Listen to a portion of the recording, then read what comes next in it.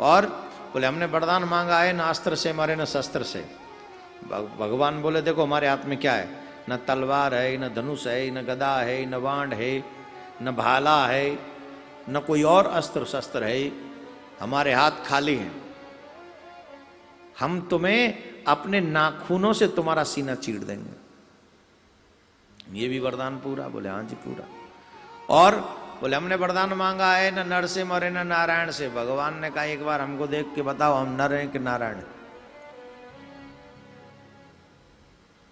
बोले महाराज खिचड़ी हो, खिचड़ी नहीं, जब कोई चीजें कम पड़ जाएं, सब्जियां कम पड़ जाएं, गड्ढ की सब्जी बना दो, एक आलू, एक बैंगन, एक मूली, एक गाजर, एक ये डाल के गड्ढ की सब्जी बन गई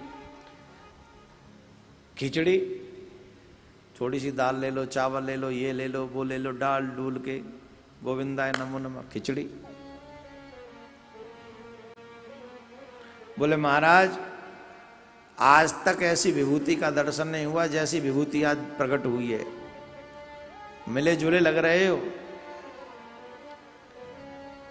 आधे नर आधे सिंह। बोले तुम्हारे लिए प्रकट हुए हैं, न नर है न नारायण, नरसिंह है। तुम्हारा ये भी वरदान पूरा। मैंने एक और वरदान मांगा है। बोले क्या? बोले 12 महीनों में से किसी महीने में ही ना मरूं। बोले चिंता मत कर, हमने तुम्हारे लिए अधिक मास बनाया है। कौन सा मास? पुरुषोत्तम मास। इसका नाम एक और है, पुरुषोत्तम मास। पुरुषोत्तम मास का मतलब है ये भगवान विष्णु का ही मास है, महीना है। और इस पुरुषोत्तम मास में जो व्यक्ति जो कार्य करता है उसका फल उसे कई गुना। इसका नाम ही अधिक, मतलब अधिक प्रदान करने वाला, अधिक देने वाला।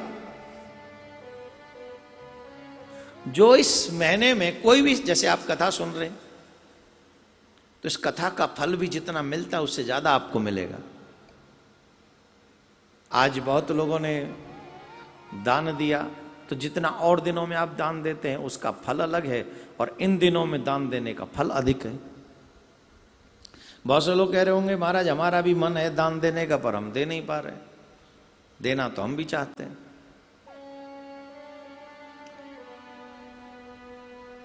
और उनके लिए हम क्या कहें? लेकिन इतना ही कहेंगे, धर्मो रक्षति रक्षिता। अगर तुम धर्म की रक्षा करते हो, अगर तुम धर्म के लिए आगे बढ़ते हो, अगर तुम्हारे हाथ धर्म के लिए आगे बढ़ते हैं, तो इसमें कोई दो राय नहीं, वो कहीं न कहीं जाकर तुम्हारा पालन पोषण करता ही है। दिया हुआ कभी खाली नहीं जाता, दिया हुआ हमेशा बढ़ता ही है।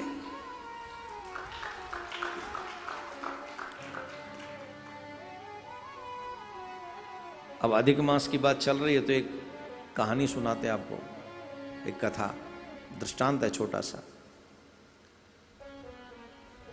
पूर्णिमा का दिन था और एक भिखारी भिक्षा मांगने के लिए जा रहा था। तो उसका स्वभाव था कि जिस झोली को लेकर वो भिक्षा मांगने जाता था उस झोली को कभी खाली अपने घर से नहीं निकलता था। उसका ये मानना था कि अगर मैं घर से खाली जाऊंगा तो मुझे कुछ नहीं मिलेगा, अगर मैं घर से ही कुछ डाल के चलूंगा तो मुझे निश्चित कुछ न कुछ मिलेगा। कहते हैं ना घर खीर तो बाहर खीर। कई लोग आपने देखे होंगे जब घर से बाहर यात्रा करते हैं तो मीठा खा के करते हैं, दही खा के, दही मीठा खा के कुछ ऐसी यात्रा करते हैं। तो कहते हैं घर खीर तो बाहर खीर।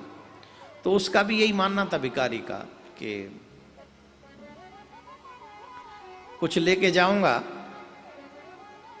तो मुझे जल्दी मिलेगा। और वैसे भी आज जब वो घर से निकला तो उसके मन में एक इच्छा हो रही थी कि आज पूर्णिमा है, और पूर्णिमा के दिन तो लोग ज़्यादा दान पुण्य करते हैं। हर दिन तो मुझे शाम तक हो जाती है तब झोली भरती है, पर आज मुझे लगता है अतिशीघ्र मेरी झोली भर जाएगी, क्योंकि पवित्र दिनों में दान पुण्य देने की मनस्थिति भारतीय परंपरा में सनातनियों की होती है। अब वो भिक्षा मांगने के लिए गया,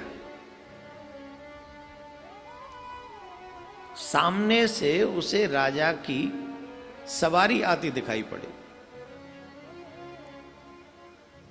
अब राजा की जब सवारी आ रही थी तो उसके मन में लालच बढ़ गया। देखते ही, राजा को देखते ही सोचने लगा कि आज तो मतलब यही सारी इच्छाएं पूरी हो जाएंगी और कहीं जाना ही नहीं पड़ेगा। आज तो जब राजा से मांगूंगा तो मुझे क्या नहीं मिल जाएगा।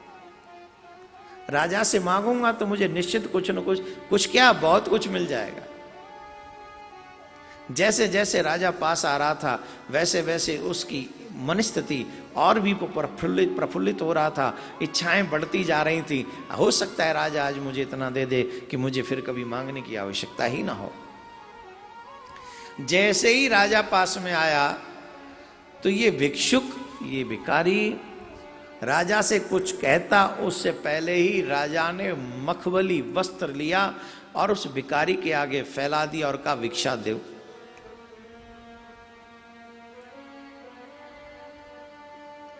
राजा ने ही मखमली वस्त्र बिछा दिया कि भाई तुम हमको भिक्षा दो। अब सोच के तो ये आया था, सोच तो राजा को देख के ये रहा था कि मुझे राजा देगा, और राजा ने ही भिक्षा मांग ली। अब क्या करे, जिसने हमेशा सबसे लिया हो उसकी देने की हिम्मत होगी? अब वो बेचारा क्या करे। राजा ने फिर कहा भिक्षाम दी, भिक्षा दो। राजा के बार बार मांगने पर उसने कहा आज तो देना ही खराब है, मिला तो नहीं देना और पड़ रहा है। उसका मन जो है देने का तो नहीं था पर मांगा भी राजा ने है। तो बेमन से उसने अपनी झोली में से 2 दाने जौ के निकाले, 2 दाने जौ के निकाले और राजा को दे दिया। राजा भी चला गया 2 दाने जौ के लेके।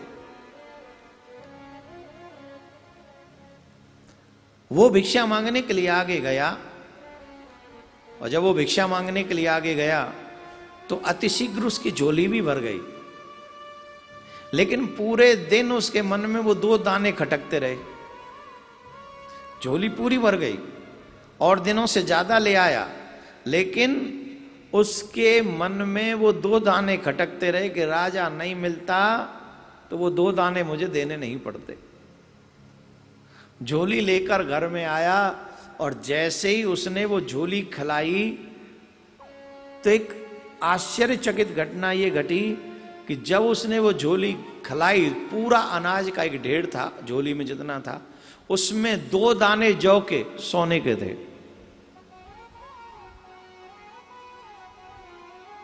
दिए उसने 2 दाने अनाज के थे, लेकिन 2 दाने अनाज के देने का फल ये हुआ कि उसे 2 दाने सोने के प्राप्त हुए जौ के। और अब वो सर पकड़ के रोने लगा, हाय रे हाय, हाय रे हाय, मैंने 2 ही क्यों दिए, मैंने ज्यादा क्यों नहीं दिए, मैंने सारा ही क्यों नहीं दे दिया। अगर मैं सारा दे देता तो पूरा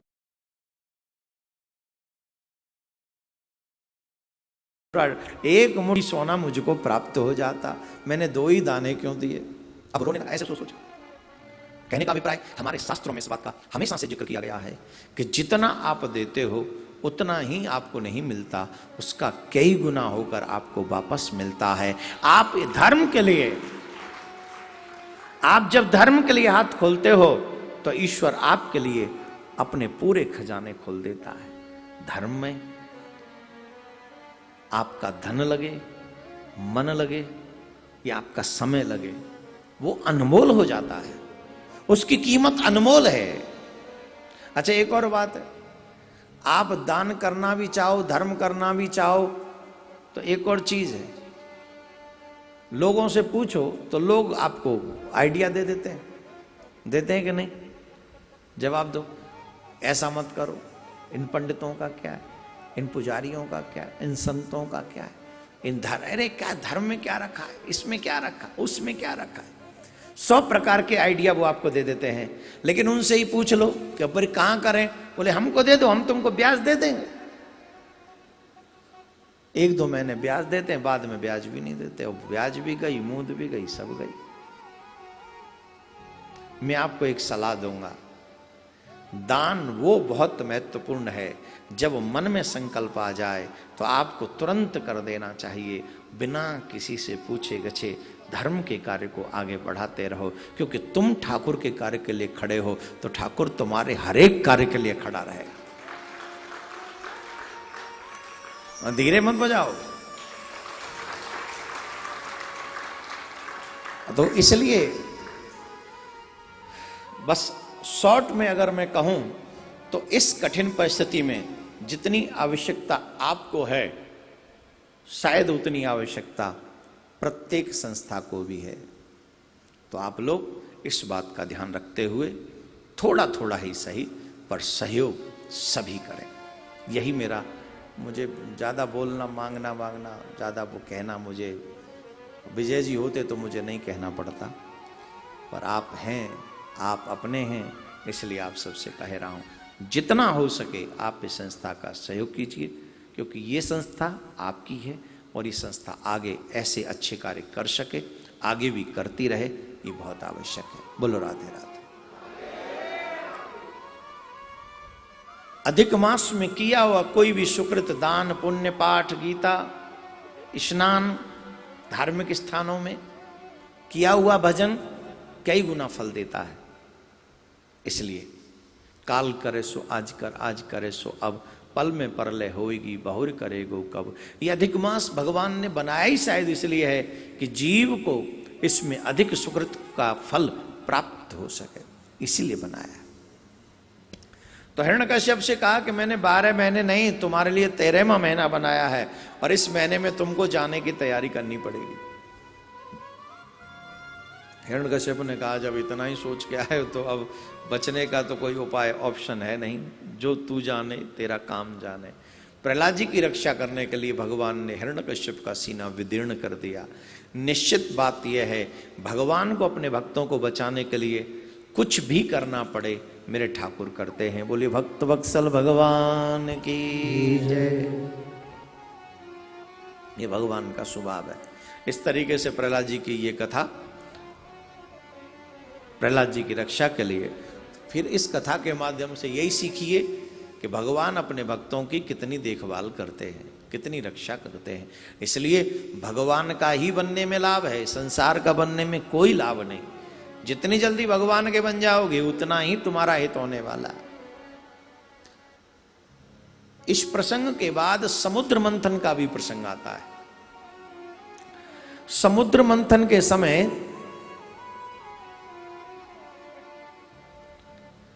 भगवान विष्णु ने नारायण देवताओं से कहा कि तुम दैत्य और देवता मिलकर समुद्र मंथन करो, और जब समुद्र मंथन करोगे तभी जाके सारे कार्य सिद्ध होंगे, तुम्हें अमृत की प्राप्ति होगी। तो देवताओं ने कहा महाराज दैत्य तो उल्टी दिशा में चलने वाले लोग हैं, वो हमारे संग में कैसे समुद्र मंथन करेंगे। बोले लालच सब कुछ करवा देता है, उनको भी अमृत का लालच दो, लोभ दो। ये जो लोभ है ये भी हमें बहुत गिराता है, लोभ फंसाता है। दैत्यों को कहा कि तुम्हें भी अमृत मिलेगा तो राजी हो गए, एग्री हो गए। दैत्य और देवता दोनों मिलकर समुद्र मंथन करने लगे तो सबसे पहले ही निकला विष, और जब सबसे पहले विष निकला तो विष को कौन पिए।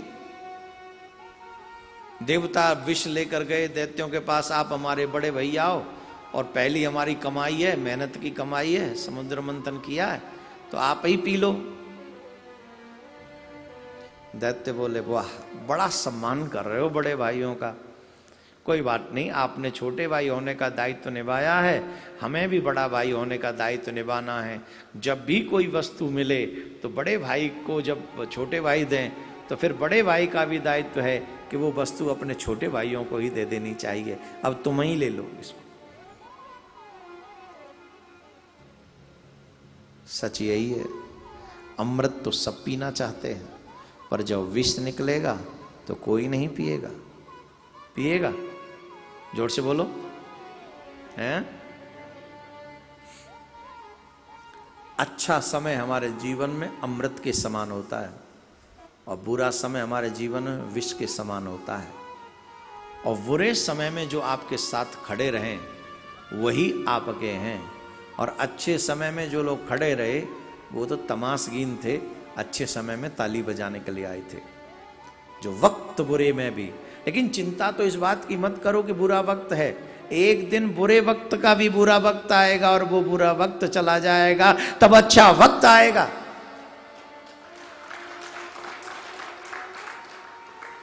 एक दिन बुरे वक्त का भी बुरा वक्त आएगा और फिर अच्छा दिन आएगा। फिर अच्छा दिन जब आएगा तो बुरे वक्त में छोड़ के जाने वाला कौन सा मुंह दिखलाएगा, दिखा पाएगा? इसलिए अपने वही हैं जो अपनों के साथ खड़े रहें। आज इस कठिन परिस्थिति में अपने परिवार को आप सबको संभाल के रखना चाहिए। हर दिन अपने रिश्तेदारों से या अपने परिवारी जनों से पूछते रहना चाहिए, भैया आर यू ओके, आपको कोई आवश्यकता हो तो आप हमें फोन कर सकते हैं, ये पूछ लो। हालांकि आप पूछोगे तो 2-4 तो आवश्यकता बता ही देंगे, मत पूछना आवश्यकता मत पूछना कुशल क्षेम ही पूछ लेना कि आप ठीक हो, कैसे हो, पूछते रहो, क्योंकि वही आपके अपने लोग हैं। बोलो राधे राधे, जोर से बोलो।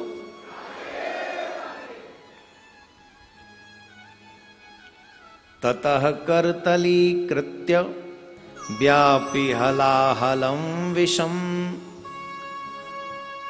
उवक्षयन् महादेव कृपया भूत भावनः। हे देव, हे देवादिदेव महादेव भूत भावन, हे भगवान भोलेनाथ, इस भयंकर विष से हमारी रक्षा करिए।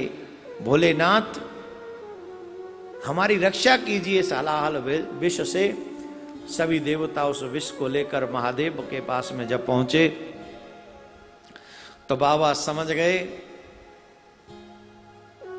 ये विष ही वेट करने आए हैं।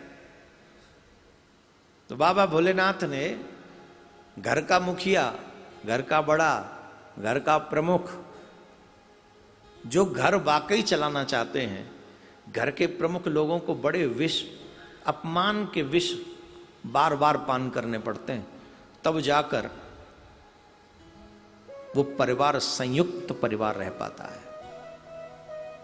बड़ा मुश्किल है एक परिवार को संभाल के चलाना, क्योंकि परिवार में आप ये नहीं सोच सकते कि संयुक्त फैमिली में मेरा मान सम्मान बना रहे और मैं मुखिया बना रहा हूं, सबको डांटता रहूं और सब मेरी सुने और सब वही करें और फिर मैं ही मुखिया बनाऊं। नहीं, गुण है परिवार को संयुक्त रखना। कई बार अपमान के विष रूपी घूंट आपको पीने पड़ते हैं, पी जाओ और बताओ भी मत किसी को। कई बार नीलकंठ बनना पड़ता है आपको, अपने देवताओं की सुरक्षा के लिए, अपने मानव जाति की सुरक्षा के लिए। महादेव ने उस विष का पान किया। अब हृदय में राम है और कंठ के बाहर संसार है। अगर उगल दें तो संसार में प्रलय आ सकती है, और अंतःकरण में ले जाएं, हृदय में ले जाएं तो राम को कष्ट होगा। इसलिए रा बोला, पान किया, और जैसे ही कंठ में पहुंचा मां बोल दिया, मुख बंद हो गया। रा और मां के बीच में उस विष को धारण किया, और जब रा और मां के बीच में उस विष को धारण किया तो कंठ में ही वो विष विराजमान रहा, और इससे महादेव का कंठ नीला पड़ गया।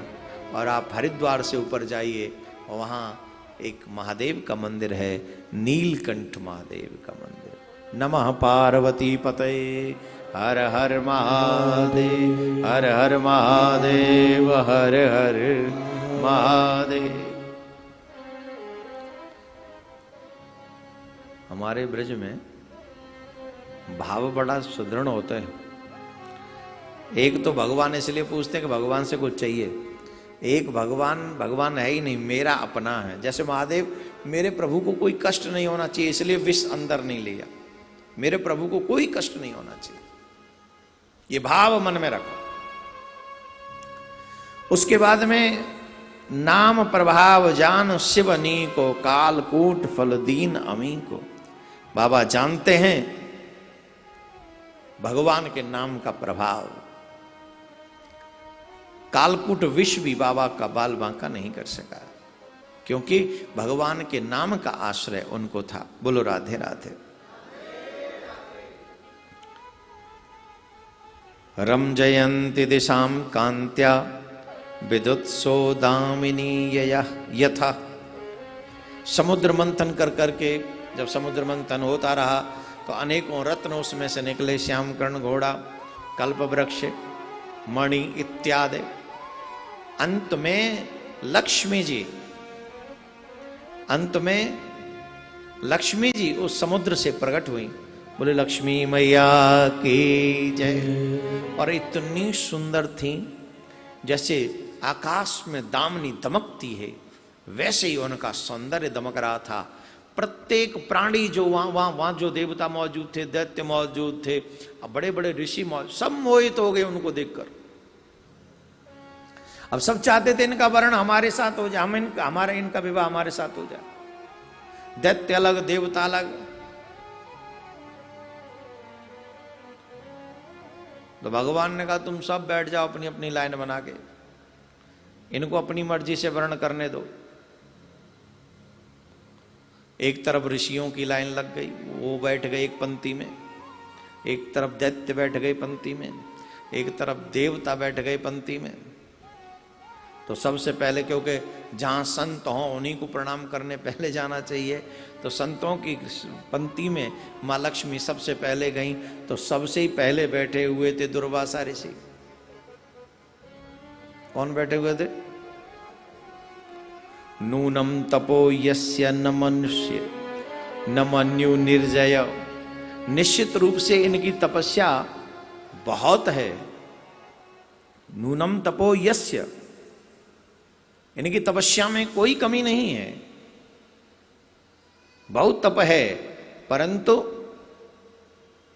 क्रोध पर इनका कंट्रोल नहीं है। जब हमारे पुराणों में आप देख लो 90% साप तो अकेले दुर्वासा जी ने दिए। न जाने कब किस बात पे साप दे दें। तो इसलिए प्रणाम करके देखो, संत की कोई बात अगर समझ में ना आए तो वहां विवाद मत करो, प्रणाम करके आगे बढ़ जाओ। कोई बात नहीं आई समझ में, अब लक्ष्मी जी को नहीं आई बात समझ में कि तब तो बहुत है पर क्रोध ही बहुत है, तो प्रणाम करके आगे चली गई। और वहीं कह देती लक्ष्मी जी, अरे विवाह करने बैठ गए, इतना क्रोध करते हो, कौन क्रोधी व्यक्ति से कोई कन्या शादी करेगी? तो बताओ दुर्वासा ऋषि क्या कहते? कम से कम गिन चुन के शतक के साप देते, 100 साप दे डालते लक्ष्मी जी को।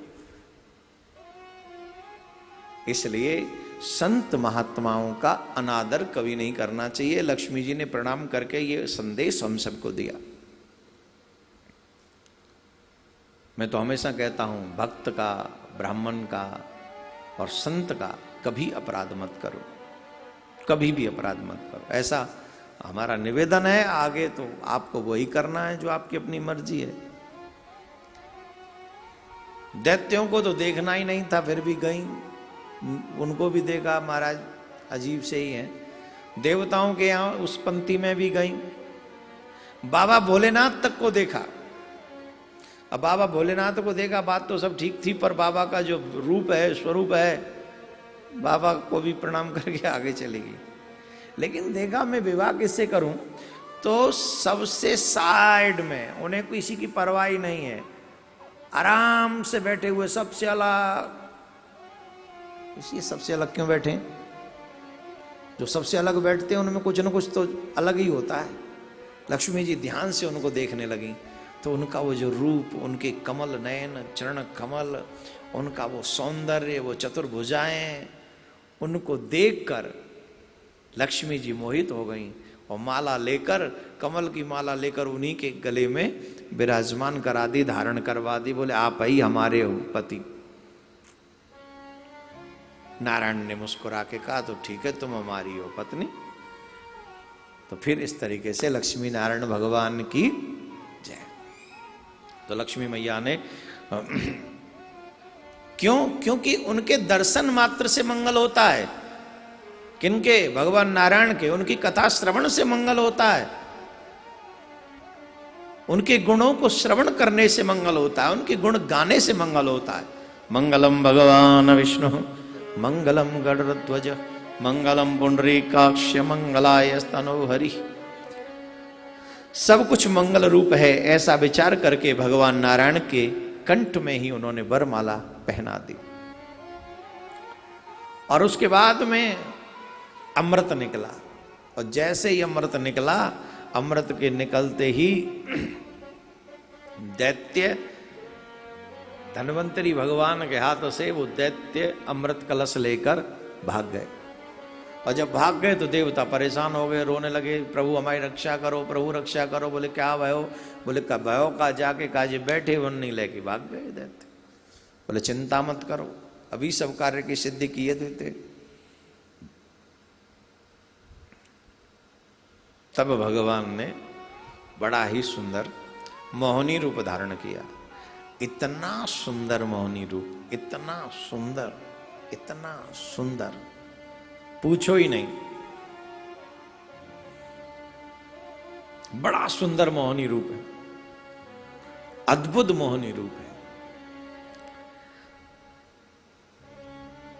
दैत्य आपस में लड़ रहे थे कि पहले मैं पीऊंगा, पहले मैं पीऊंगा, पहले मैं बड़ा हूं, मैं पीऊंगा, मैं बलवान हूं, मैं पीऊंगा। तो वहां पर पायलों की छम छम की आवाज करती हुई, कानों में जो कुंडल बड़े सुंदर, उनका जो तेज था वो कपोलों पे पड़ रहा था, अति सुंदर शोभा को प्राप्त हो रहे थे। गोरा रंग था, नीले रंग की साड़ी पहनी हुई थी भगवान ने, बड़े ही सुंदर, उनके बड़े लंबे लंबे घने केस थे।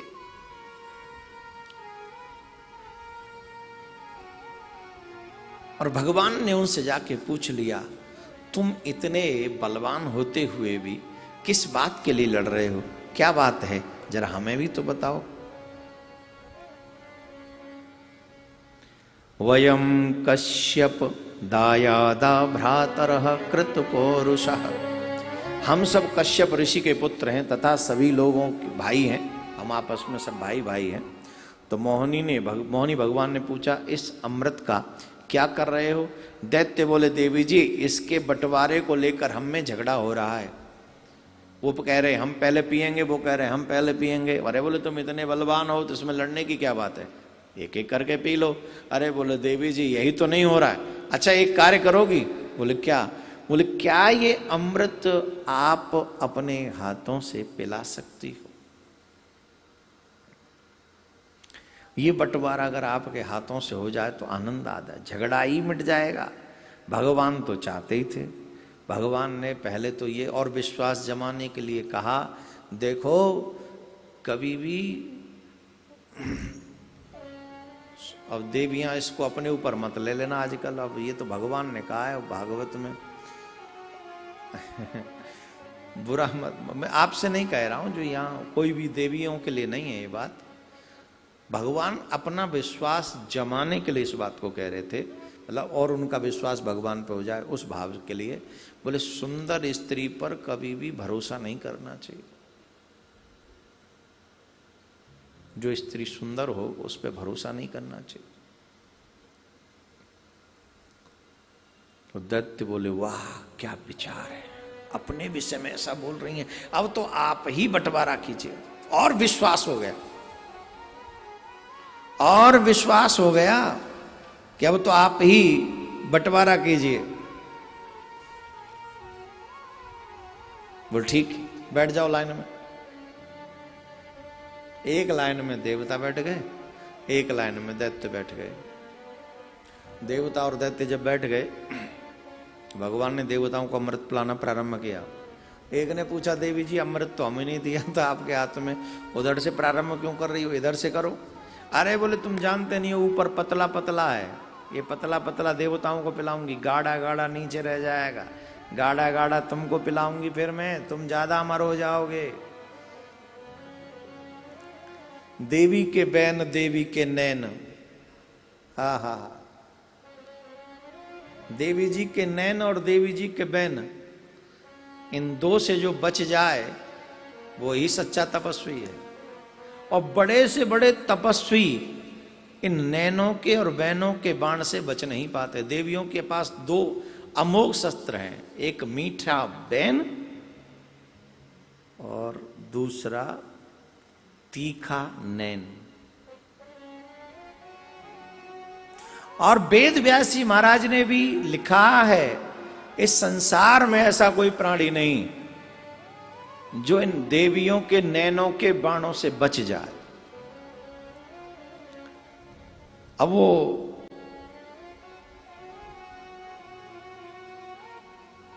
वेद व्यास ऋषि जी के एक शिष्य, और उन्होंने कहा गुरुजी, अब गुरुजी कहते हैं, उन्होंने कहा गुरुदेव ये बात हमें कुछ समझ में नहीं आ रही कि स्त्री के बाणों से कोई बच नहीं सकता। व्यास जी बोले हाँ कोई नहीं बच सकता। बोले मुझे नहीं लगता, मैं भी आपका शिष्य हूं, पर कोई स्त्री के नैनों के बाण मुझे घायल नहीं कर सके। बोले कोई बात नहीं, नहीं कर सके तो अच्छी बात है, पर बचा नहीं इससे। जैमिनी ऋषि थे। बोले कोई बात नहीं, अभी इसका थोड़ा सा चिंतन करो, बाद में मिलेंगे। बोले ठीक है। जैमिनी ऋषि रात्रि में अपने कुटिया में भजन कर रहे थे। जैमिनी ऋषि, बादल घिरे हुए थे, बारिश हो रही थी, हल्की हल्की हवा चल रही थी। उसी समय कुटिया का दरवाजा बंद था। उसी समय एक देवी की आवाज आई, महाराज महाराज दरवाजा खोलो, बारिश हो रही है, बारिश हो रही है, हमें थोड़ी देर अपनी इस कुटिया में सहारा दे दो, आसरा दे दो, थोड़ी देर सर छुपाने का अवसर दे दो।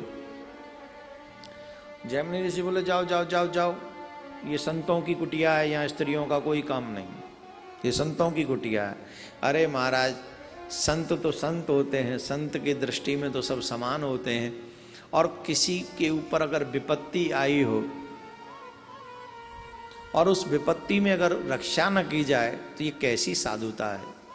आज मेरे ऊपर विपत्ति है, अंधेरा हो गया है, वन है, बारिश हो रही है, मैं भीगी हुई हूं, हाँ बड़ा संकट है आपकी कुटिया में, मुझे सहारा मिल जाएगा तो मेरे प्राण बच सकते हैं। हाँ बोले धर्म भी है भाई, द्वार पे आए हुए की रक्षा करना, उसकी इच्छा पूरी करना, ठीक। बोले एक शर्त पे। बोले क्या? बोले तुम कुटिया के भीतर रहोगी और हम कुटिया के बाहर रहेंगे, और हम कितना भी कहें, हम भी कहें तो दरवाजा मत खोलना। बोले बिल्कुल नहीं खोलूंगी महाराज, एक बार सहारा दो आप। अब जैमिनी ऋषि ने कुटिया का दरवाजा खोला, और जैसे ही कुटिया का दरवाजा खोला उसी समय बिजली चमकी, और बिजली जब चमकी तो सुंदर देवी का सुंदर स्वरूप, क्या वर्णन करें। वो उनके केस भीगे हुए थे, बड़े नैन नक्शे बड़े ही मोहित करने वाले थे, उस पे भी उनके वस्त्र भीगे हुए थे। तो वो जो दृश्य देखा जैमिनी ऋषि ने, देवी को कुटिया में बैठाल दिया, खुद माला झोली लेके बाहर बारिश में पेड़ के नीचे जाके बैठ गए। पहले कह दिया था कि हम भी दरवाजा खटखटाएं तो दरवाजा मत खोलना, अब बैठ के भजन कर रहे हैं। अब भजन तो कर रहे हैं, नेत्र बंद हैं, पर बिजली चमक रही है नेत्रों में, और वही दृश्य बार बार आ रहा है कि देवी जी कैसी हैं, देवी जी कैसी हैं, ये कन्या कैसी है, ये कन्या कैसी है, बड़ी सुंदर है। बार बार वही दिमाग वही आ रहा है दृश्य। अब माला में मन ही नहीं लग रहा है साहब। अंत तो गत्वा जैमिनी ऋषि गए, दरवाजा खटखटाया, दरवाजा खोलो। अरे बोले मैं नहीं खोलूंगी। अरे मेरी कुटिया, मेरे लिए दरवाजा नहीं खोले। बोले आप ही ने कहा था।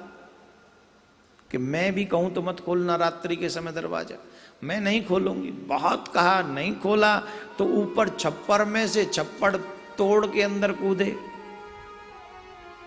बोले तुम उस कोने में बैठो, हम इस कोने में बैठे, हम भी बाहर बारिश हो रही थी इसलिए आए हैं यहाँ। बोले हाँ ठीक है, कोई नहीं, बैठो आप। अब भजन कर रहे हैं। कहाँ की रहने वाली हो? राम राम राम राम। शादीशुदा हो कि नहीं? राम राम राम राम। सुना अनमैरिड हूं। हा हा, ऐसे समझो जैसे एक साथ 56 भोग खिला दिए गए हो। वाह जा, अभी शादी नहीं की? राम राम राम राम। हमारी भी नहीं हुई, हम तो शादी से पहले ही बाबा जी हो गए। राम राम राम राम। बोले अच्छा, तो शादी किसी भजनानंदी से ही करोगी कैसे? बोले जब पिताजी जो कहेंगे सो करेंगे। अरे पिताजी? बोले हाँ जी, हमारे पिताजी की एक शर्त है। बोले क्या?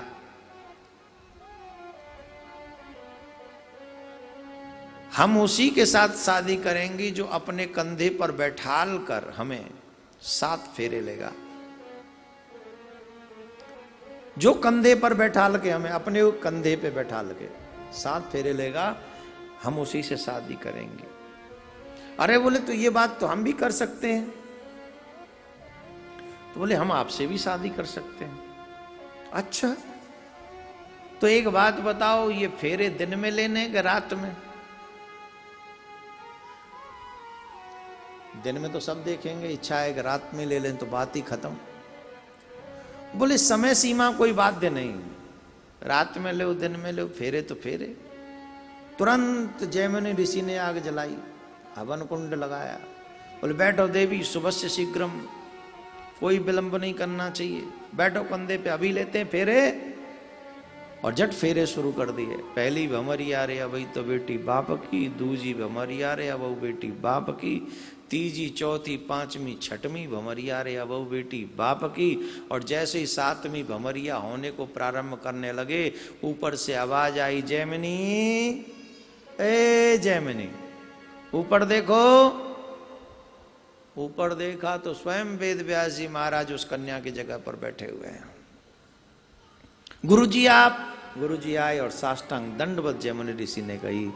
जब की तब वेद व्यास जी महाराज ने पूछा, बता बेटा, स्त्री के नैनों के बाण से कौन बचा है?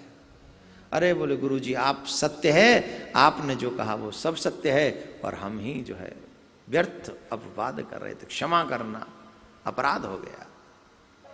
इस प्रसंग को कहने का मतलब मेरा क्या है? इस प्रसंग को कहने का मतलब यह है, बड़े से बड़े ऋषि मुनि भी, तपस्वी भी स्त्री के नैनों के बाणों से, अथवा बड़ी से बड़ी स्त्रियां भी पुरुषों के सौंदर्य को देखकर मोहित हो जाती हैं।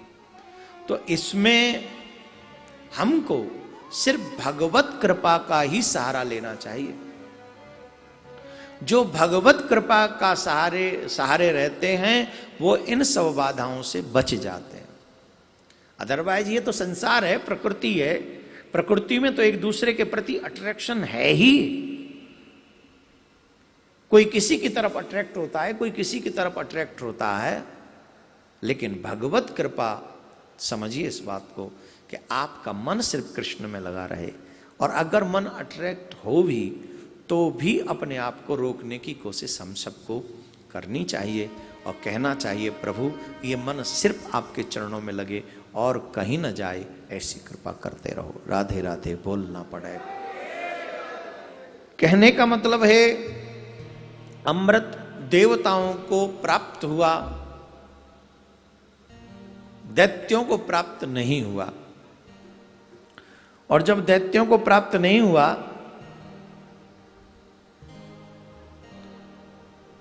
तो दैत्यों को परास्त करके देवताओं ने भगा दिया। राजा बलि को हार का सामना करना पड़ा। शुक्राचार्य जी ने संजीवनी विद्या के द्वारा राजा बलि को पुनः जीवित किया।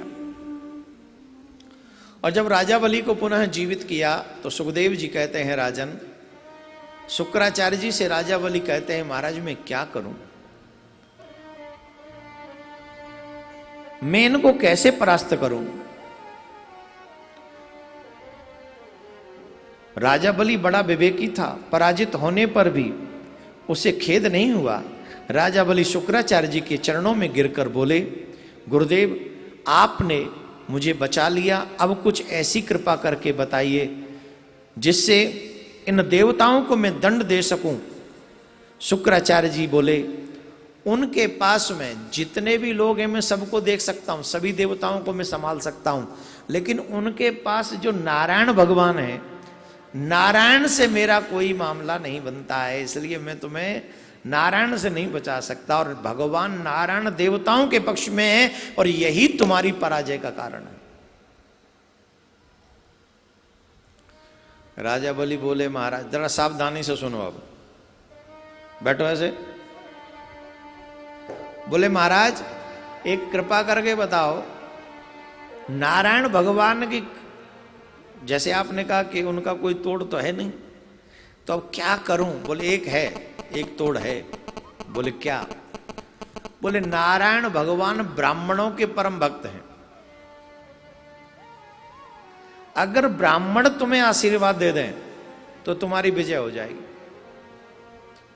अगर ब्राह्मण तुम्हारे ऊपर कृपा कर दे तो निश्चित तुम्हारी विजय होगी। मेरे पास सब देवताओं की काट है, पर इस नारायण की कोई काट नहीं है। इसका एक ही समाधान है कि नारायण ब्राह्मणों का अनन्य भक्त, नारायण भगवान ब्राह्मणों के अनन्य भक्त हैं।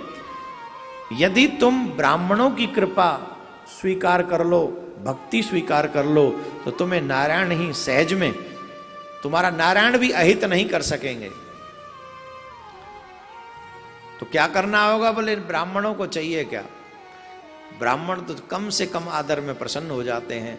ब्राह्मण जैसे ही थोड़ा सा अच्छा सा भोजन मिले और फिर थोड़ी सी दक्षिणा मिल जाए, उसके बाद जो ब्राह्मण आशीर्वाद देते हैं, अरे युग युगांतर तक की विजय की और यश की और भक्ति की आशीर्वाद ब्राह्मण देवता दे देते हैं।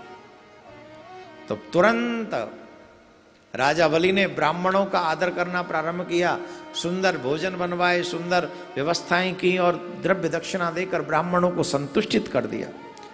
ब्राह्मणों के चरणों में दंडवत होने लगी।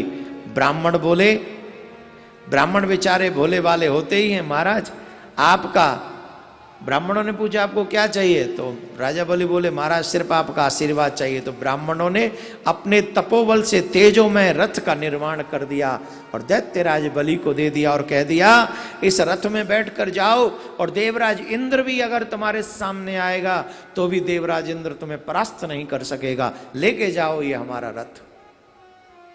ब्राह्मणों के तेज से बना हुआ ये रथ लेकर जब राजा बलि देवलोक के लिए आक्रमण करने लगे, तो आक्रमण को देखकर देवराज बलि को देखकर, दैत्यराज बलि को देखकर देवताओं ने जब देखा तो अपने गुरु बृहस्पति जी के पास में गए और गुरु जी से कहने लगे, गुरु जी अब क्या होगा? बोले, क्या हो रहा है? बोले, दैत्यराज बलि आ रहे हैं और उनका बड़ा ही तेज है। गुरु बृहस्पति बोले, देवताओं, ब्राह्मणों के तेज से युक्त ये रथ है और सुनो, अब इसमें हम भी तुम्हारा कुछ नहीं कर सकते। बोले, गुरुदेव अब क्या करें? बोले, एक ही काम करो, कुछ दिन के लिए ये स्वर्ग छोड़ के भाग जाओ, कहीं छिप जाओ, जब कोई सिस्टम बने तब देखना, अभी तो यहां से जाओ। तो देवता स्वर्ग छोड़कर भाग गए और स्वर्ग के राजा बलि बन गए। बलि ने देखा ब्राह्मणों के तेज का बड़ा प्रभाव है, बड़ा ही प्रभाव है इसका। तो उन्होंने शुक्राचार्य जी को नमन किया और कहा, गुरुदेव ये तो बड़ी कृपा हो गई, स्वर्ग बिना लड़े ही स्वर्ग मिल गया, अब क्या करें? तो शुक्राचार्य जी बोले, एक काम करो, अपना बहुमत सिद्ध कर लो। अभी तो तुम गद्दी छीन के बैठ गए हो, कैसे होता ना किसी की सरकार गिरा के शपथ लेके बैठ जाओ। बोले, ये कौन है? बोले, ये फिलहाल इस प्रदेश के मुख्यमंत्री हैं। बोले, हम कैसे माने मुख्यमंत्री हैं? बोले, बहुमत सिद्ध करोगे तब मुख्यमंत्री बनोगे। किसी की सरकार गिर गई, कोई मुख्यमंत्री बन गया अब मुख्यमंत्री कैसे रहोगे? बोले पहले बहुमत सिद्ध करो। बोले बहुमत कैसे सिद्ध होगा महाराज? बोले अभी तो तुमने छीना ही है, बहुमत सिद्ध कैसे हो? बोले एक काम करो, तुम चाहते हो तो पहले बहुमत सिद्ध करो, सत्कृत 100 यज्ञ करने वाला बन जाओ। जब तुम 100 यज्ञ कर लोगे तो तुम स्वर्ग के सिंहासन पर बैठने के अधिकारी हो जाओगे। तो महाराज बलि ने नर्मदा नदी के तट पर एक के बाद एक यज्ञ करना प्रारंभ कर दिया। 100 यज्ञ करने का मन में ठान लिया। सुखदेव जी कहते हैं यहां तो ये यज्ञ करने में लगा हुआ था, उधर देव माता अदिति बेचारी बड़ी दुखी हुई थी। वो अपने बच्चों को भटका हुआ देखकर बड़ी दुखी हो रही थी। तो अपने पति के पास में वो गईं और अपने पति से कश्यप जी से कहा मेरे पुत्रों के लिए कुछ कीजिए। तब कश्यप मुनि ने उनसे कहा हे देवी, यह फागुन मास में शुक्ल पक्ष में किया जाता है ये व्रत, 12 दिन तक मात्र दुग्ध आहार करके नारायण की उपासना की जाती है। तुमने ठीक से अगर पालन किया तो तुम्हारा मनोरथ अवश्य सिद्ध होगा। तुम्हें यह व्रत सही ढंग से करना चाहिए। जैसे ही अदिति ने सुना, अदिति ने कश्यप मुनि के बताए हुए उस व्रत को करना प्रारंभ कर दिया। और जब व्रत करना प्रारंभ कर दिया, उस व्रत के फलस्वरूप कालांतर में भाद्रपद शुक्ल द्वादशी के दिन अभिजित मुहूर्त मध्याह्न 12 बजे अदिति के गर्भ से वामन भगवान का प्रादुर्भाव हुआ है। बोले वामन भगवान की जय, बोले वामन भगवान की जय। ऋषि कुल में प्रकट हुए हैं, इसलिए तुरंत यज्ञोपवीत की तैयारियां होने लगी। गुरु बृहस्पति जी आकर वहां यज्ञोपवीत धारण कराने लगे और चंद्र ने दंड दिया, ब्रह्मा जी ने कमंडलू दिया, यज्ञोपवीत संस्कार हुआ और गोवत्स पद के समान गाय के खुर के बराबर शिखा रखी। प्रकट होते ही समय उनकी अवस्था 7 वर्ष की थी, अतः उनकी बाल लीलाओं का वर्णन यहाँ नहीं है। बोलो राधे राधे। थोड़ा जोर से बोलिए, जोर से। तो वामन भगवान राजा बलि के द्वार पर पहुंचे और राजा बलि के द्वार पर जब पहुंचे तो राजा बलि ने उनको देखा और बड़े ही सुंदर थे, बहुत ही सुंदर थे। उनकी सुंदरता को देखकर तो राजा बलि ने कहा स्वागतम ते नमस्तुभ्यम ब्राह्मणम किम करवावते। हे महाराज आपका स्वागत है, हे महाराज आपका स्वागत है, हम आपको प्रणाम करते हैं। बताइए हम आपकी क्या सेवा करें? जो आप कहेंगे वही हम करेंगे, जो आप कहेंगे, आप हमारे लिए आज्ञा करें। भगवान ने कहा, उनकी प्रशंसा करना प्रारंभ किया। कितने श्रेष्ठ कुल में तुम जो है जन्म लेकर आए हो। प्रहलाद जी तुम्हारे दादा कितने परम पिता परमात्मा के भक्त थे। अपने भक्त के लिए, तुम्हारे दादा की रक्षा के लिए परम पिता परमात्मा को खम्भा फाड़ कर प्रकट होना पड़ा। और तो और दैत्यराज हिरण्यकश्यपु, वो भी कोई साधारण नहीं थे। उनके लिए स्वयं भगवान को अवतार लेना पड़ा। ऐसे श्रेष्ठ कुल में तुम्हारा अब जन्म हुआ है और तुम भी कोई कम नहीं हो। हमने जो तुम्हारी प्रशंसा सुनी है उसके विषय में हम क्या कहें। हमने सुना है तुम्हारे द्वार पर कोई ब्राह्मण आ जाए, किसी मनोरथ को लेके आ जाए, कोई अतिथि आ जाए, उसे आप निराश नहीं जाने देते। सदगृहस्थ की भूमिका में आप विराजमान हो। और सदग्रस्त वही है कि द्वार पर आए हुए अतिथि को कोई अपने यहां से खाली हाथ जो नहीं जाने देता। एक बार जो कह दे भिक्षाम देही, हमें भिक्षा दो, हमारा सहयोग करो, उसकी इच्छा, उसके मनोरथ को जो पुण्य करता है वही सच्चा गृहस्थी है। और आप उस गृहस्थ परंपरा को पूर्ण रूपेण बड़े ढंग से निर्वाहन कर रहे हो। आपके विषय में जितना कहा जाए उतना ही कम है। अरे बोले महाराज प्रशंसा मत कीजिए, बताइए हम आपकी क्या सेवा कर सकते हैं। मैं आपकी कुछ सेवा करना चाहता हूं, मैं आपको कुछ अर्पित करना चाहता हूं। भगवान बोले देखो वैसे तो हमारी कोई इच्छा है नहीं, हमें आपसे कुछ चाहिए नहीं, हम यहां कुछ पाने की इच्छा से लेके नहीं आए, परंतु तुम्हारा इतना आग्रह देखकर हम तुम्हारी इच्छा को पूर्ण करेंगे। हमें अधिक कुछ नहीं, मात्र 3 पग भूमि चाहिए। कितनी? 3 पग भूमि। राजा बलि बोले वाह जी वाह,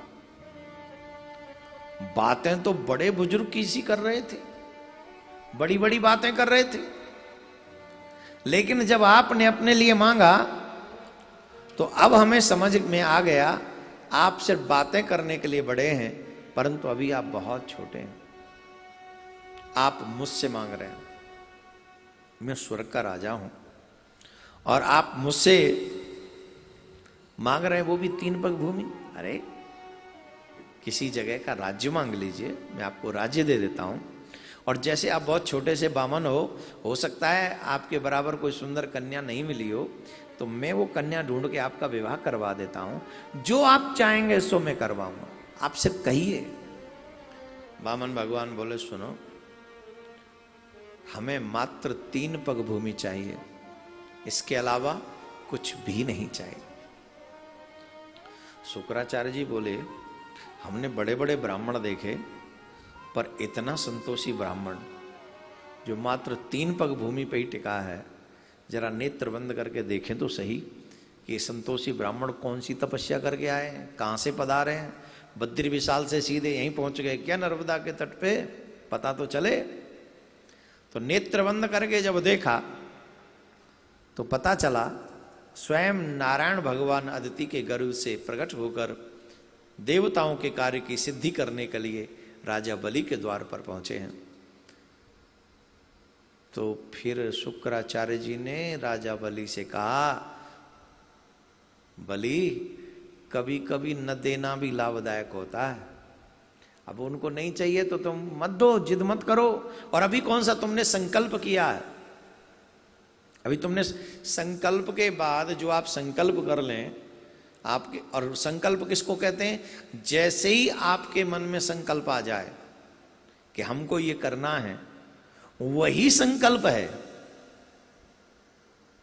तो संकल्प के बाद झूठ नहीं बोलना चाहिए, फिर तो जो आ गया संकल्प हो गया वो करना ही चाहिए, नहीं तो संकल्प भंग हो जाएगा, और संकल्प भंग हो गया तो उसका पाप लगेगा। बोले तुमने अभी कोई संकल्प तो किया नहीं है तो मत दो, तुम जानते नहीं हो ये तुम्हारा सर्वस्व हरण करने के लिए आए हैं।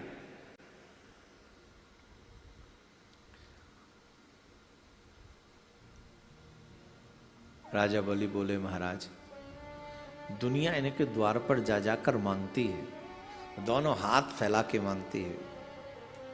कोई बांके बिहारी जी के यहाँ जाके मांगता है, कोई प्रियाकांत जी के यहाँ आके मांगता है, अन्य अन्य देवताओं के पास जा जाकर दोनों हाथ फैला के मांगते हैं। परंतु मेरा सौभाग्य तो देखिए, मेरे द्वार पर त्रिलोकी का पालनहार खड़ा है मांगने के लिए, जो सबको देता है, आज वो मांगने के लिए खड़ा है।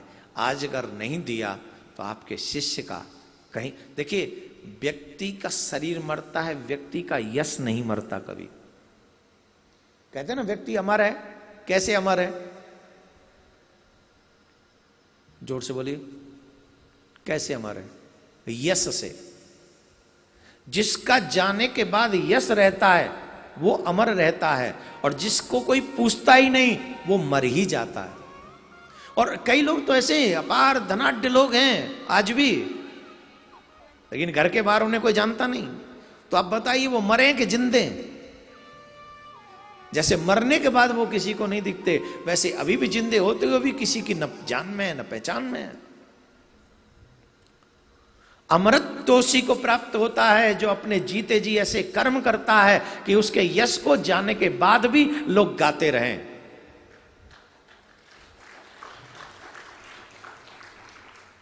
सच्चा वही व्यक्ति अमर है जिसका यश इस संसार में मौजूद है। आप ही कुछ लोगों को जानते होंगे, उनको गए 100-200 साल हो गए। अब देख लीजिए स्वामी विवेकानंद जी, आज भी अमर है, उनके विचारधारा, उनके कर्म आज भी हम सबके मध्य मौजूद है। सुभाष चंद्र बोस आज भी अमर है, चंद्रशेखर आजाद, भगत सिंह, ध्रुव, प्रहलाद, मीरा, नरसी, सूरदास, हरिदास, ये अमर है। क्यों? क्योंकि इनका यश आज भी है। मरते तो वो हैं जो कुछ करते नहीं, वो कभी नहीं मरते जो कुछ करके जाते हैं, वो कभी नहीं मरते।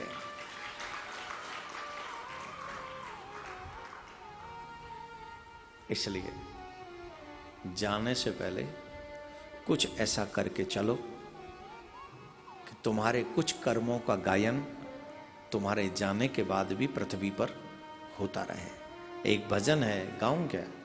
अब तो देर हो गई आज, अब कथा में आनंद आ रहा था तो रह गया भजन।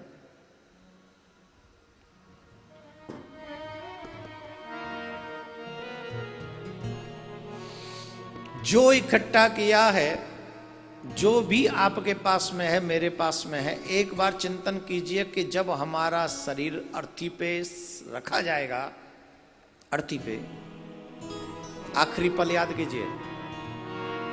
जिंदगी तो जी रहे हो ना, एक बार मेरे कहने से एक सेकंड के लिए सोचिए कि हम अर्थी पे लेटे हुए हैं, लोग अर्थी पे हमें लिटा रहे हैं, सारी तैयारी हो चुकी है, बांस बिछा दिए गए हैं, थोड़ा सा फूंस ऊपर बिछा दिया गया है, एक वाइट सा कपड़ा हमारे ऊपर ढक दिया गया है, फिर रस्सी से उसमें हमें कस दिया गया है। उस रस्सी के कसने से पहले पहले उस अर्थी में आप अपनी पसंद का कौन कौन सा सामान रखना पसंद करोगे, आप बता दीजिए। अब मुझे एक और एग्जाम्पल याद आ रहा है।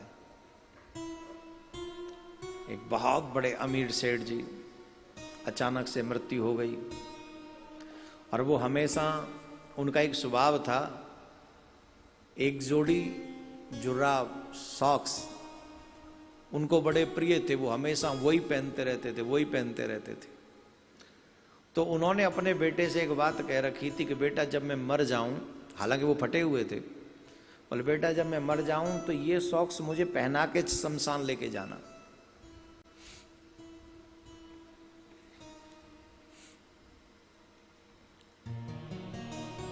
अचानक से सेठ जी चले गए, भगवान को प्यारे हो गए।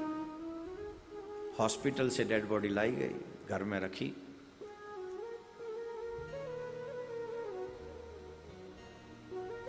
पंडित जी आए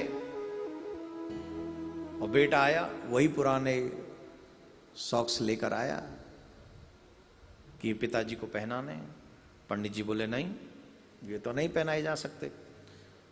भाई जो जैसे शरीर जाता है, जिस व्यवस्था में जाता है, विधान के विपरीत है।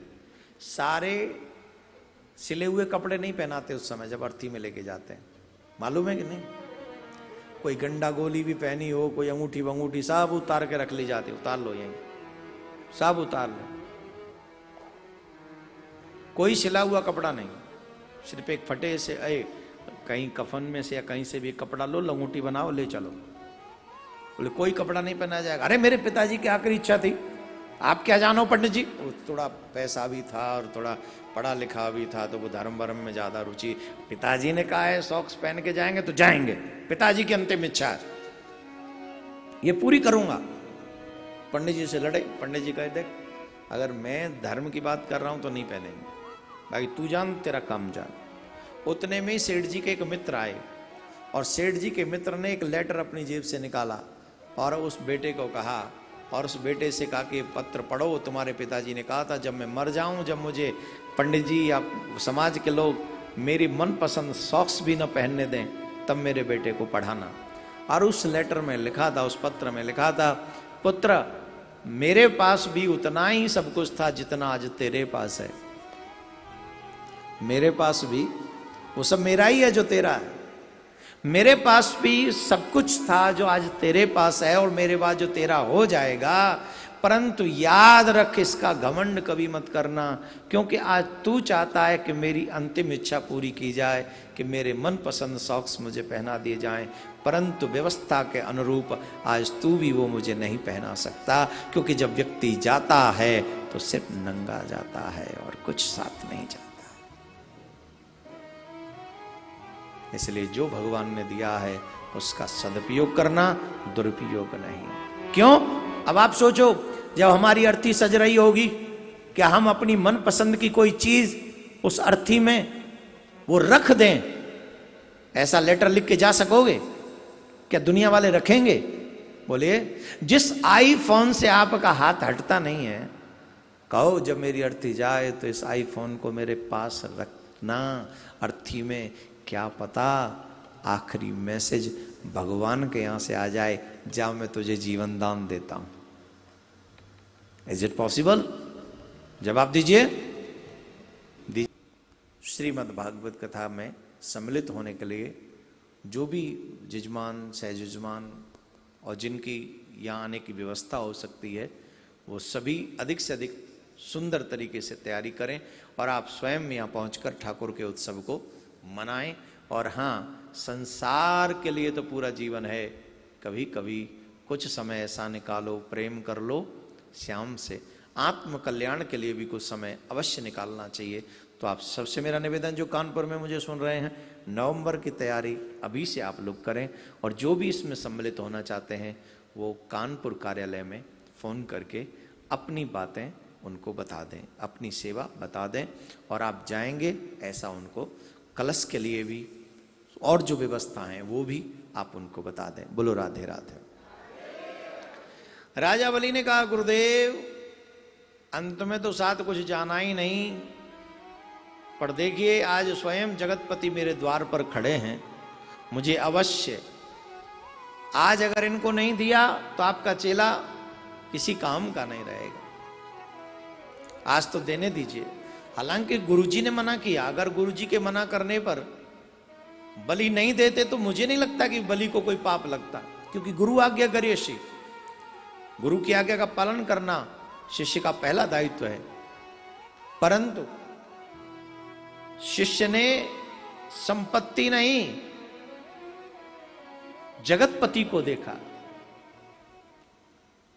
सच्चा शिष्य वही है जो किसी की मोह किए बगैर परमात्मा के लिए अपना सर्वस्व न्यौछावर करने के लिए जो तैयार रहता हो।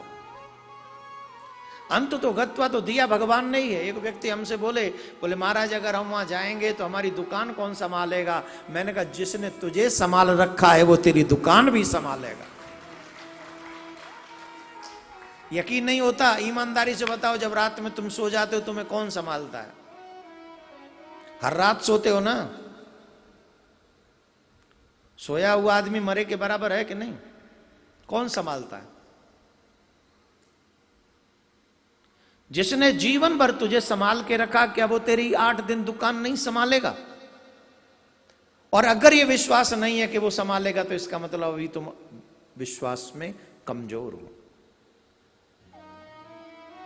मैं आप सब देशवासी विश्ववासियों से भी एक बात कहूंगा, अपने घरेलू खर्चे चाहे थोड़े थोड़े कम कर लो, लेकिन अपने जीवन में धर्म कभी कम मत होने देना, कभी धर्म कम मत होने देना।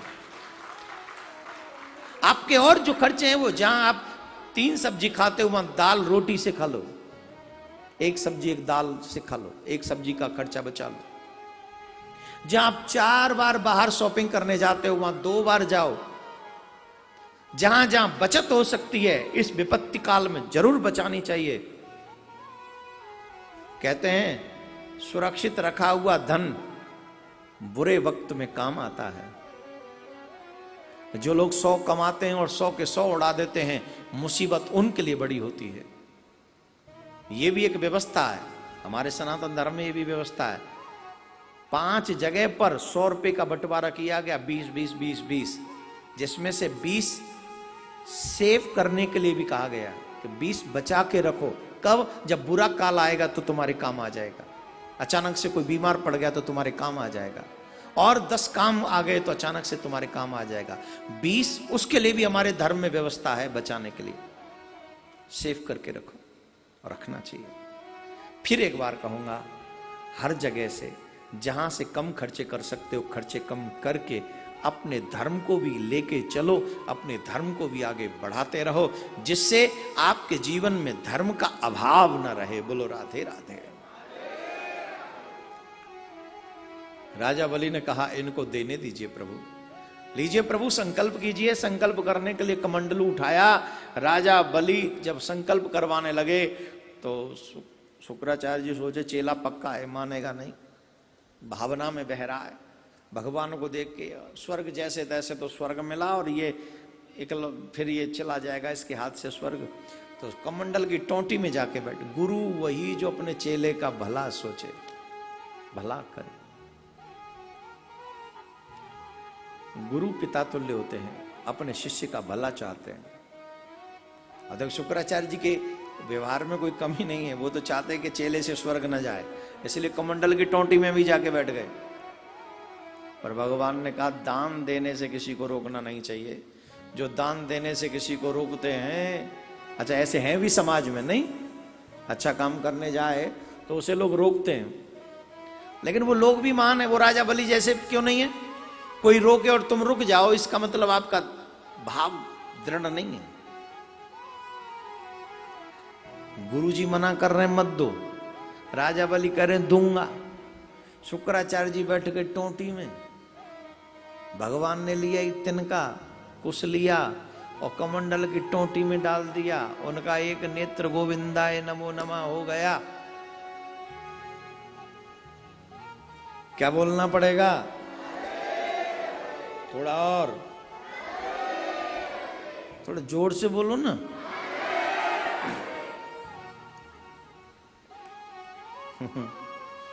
शुक्राचार्य ने नेत्र दान कर दिया। राजा बलि इतना बड़ा दान कर रहे थे तो शुक्राचार्य जी ने भी नेत्र दान किया।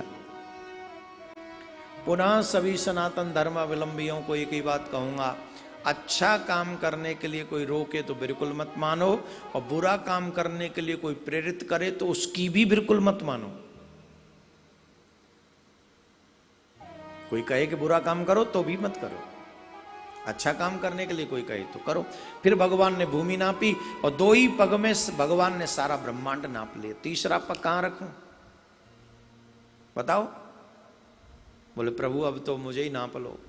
तो राजा बलि ने अपना तन मन धन तीनों चीज भगवान के चरणों में समर्पित की और भगवान ने उनको सुतल लोक का, रसातल या सुतल लोक का राज्य दिया कि अब जाके आप वहां राज्य करो, और जब मनवंतर बदलेगा तब तुम स्वर्ग में जाके इंद्र बनोगे। राजा बलि के चरित्र के बाद है तो सब भगवान का ही, हमारा क्या है? भगवान कृपा नहीं करते तो हमें मिलता भी नहीं, भगवान ने कृपा की तो हमको मिल गया। अब मिल गया उसे अपना समझना ये मूर्खता है। हमारे यहां तो कहते हैं नदी और धन, नदी का जल अगर रुक जाए तो उस जल में से गंध आने लगती है, और धन अगर आता रहे और एक ही जगह रुक जाए तो वो भी फिर गलत जगह ले जाता है। इसलिए आता रहे तो अच्छी जगह पे कहीं ना कहीं लगता भी रहे। ऐसा धन और जल बहता रहे, वो जल पवित्र होता है, वो धन पवित्र होता है जो अच्छी जगह पर लगता रहता है। राजा बलि की इस कथा से दान की महिमा ही उजागर होती है। और आज भी यह नबद्धो बलि राजा दानवेंद्रो महाबला, जब भी कहीं पूजा शुरू होती है तो रक्षा सुरक्षा, जब रक्षा सूत्र बांधा जाते तो राजा बलि का नाम आता है। अब है तो वो दैत्य कुल में, फिर भी पूजा में दैत्य का नाम राजा बलि का आता है। किस कारण? बोले कि उसके कर्म के कारण। जब कर्म श्रेष्ठ होता है तो जीव इतिहास में अमर हो जाता है। राजा बलि की कथा के बाद सतव्रत राजा की कथा आती है। वहां भगवान का मत्स्य अवतार होता है। उसके बाद में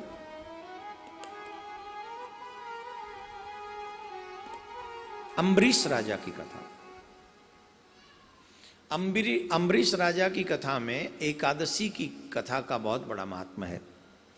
हमने हमेशा से आप सबको एक बात, दो तीन बातें तो हमेशा बोलते हैं, उनमें से एक बात ये भी बोलते हैं कि एकादशी का व्रत किया करो। एकादशी का व्रत नारायण को, नारायण मीन्स कृष्ण को, कृष्ण मीन्स राम को, इन तीनों को ही बहुत प्रिय है। जो एकादशी का व्रत करते हैं, आज एक और अच्छी बात बताएं, भोजन करते समय कौन कौन बोलता है? सब बोलते होंगे, भोजन करते समय बोलते हो कि नहीं? कौन कौन मौन रह के व्रत भोजन करता है? मौन रह के मतलब बोलेंगे नहीं बीच में, चाहे फोन आ जाए या कोई बोलाए या कोई उत्तर मांगे या कोई ऐसे, जो नहीं बोलता भोजन करते समय, बोलते हो? सुनो, एक बात बताते हैं, मौन होकर भोजन करना सिर्फ 1 साल तक, और भोजन करने से पहले भगवान को समर्पित करना, भोग लगाना अपने द्वारा। जब आप नेत्र बंद करके भोग लगा रहे हो और तब ये भाव रखें कि भगवान प्रसाद ग्रहण कर रहे हैं, उनको अर्पण करके और मौन रहकर, जो 1 वर्ष तक भी